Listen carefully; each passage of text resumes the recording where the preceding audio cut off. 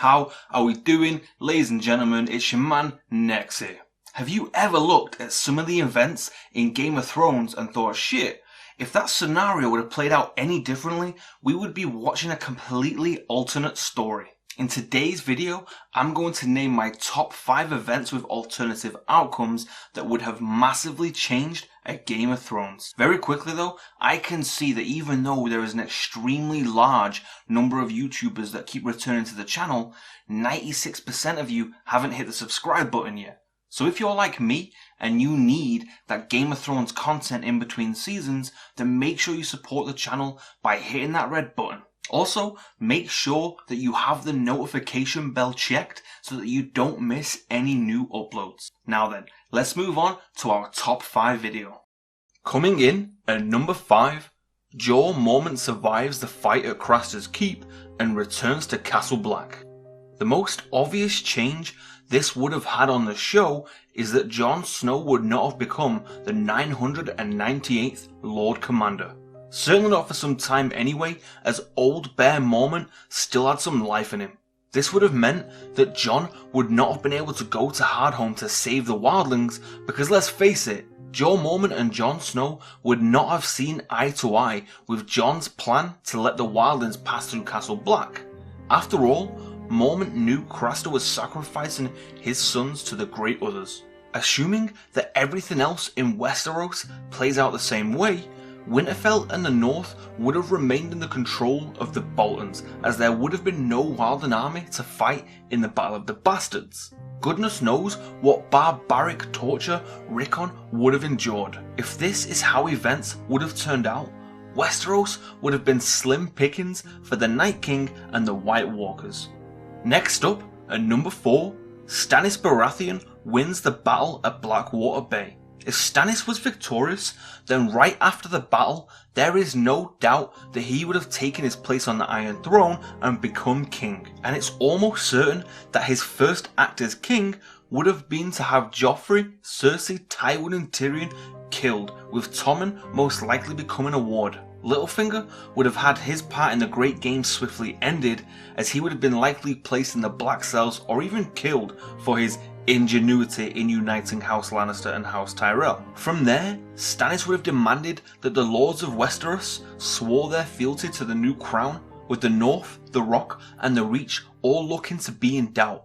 But let's be honest, Mace Tyrell is a bit of a sheep, and Kevin Lannister would definitely be looking out for his people, so they both would have bent the knee. Which means his next move would have been to oust the Boltons from Winterfell. A task that I think would have been significantly easier given that winter hadn't reached Winterfell at that point, and also the Karstarks and the Umbers had not declared themselves for House Bolton. Also, Stannis would have had a lot more resources available to him at his disposal. Could this have meant that Rickon would have survived to rebuild Winterfell with Sansa? Fighting its way at number 3, Oberyn Martell gets the job done without a side order of scrambled eggs. With the Mountain dead and Oberyn still alive, Tyrion wins his trial by combat.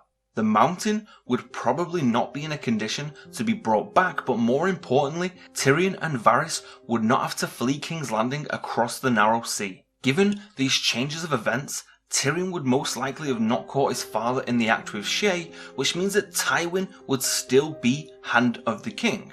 With Tywin still around, there is no way that Cersei would have empowered the Faith, which also means that Margaery, Loras and Cersei would never have to face trial. The Sept wouldn't have been destroyed because Cersei wouldn't have been trying to escape the fate of her trial, and countless lives would have been saved. The biggest effect here though is that Tommen would not have committed suicide, which means Cersei would not be queen.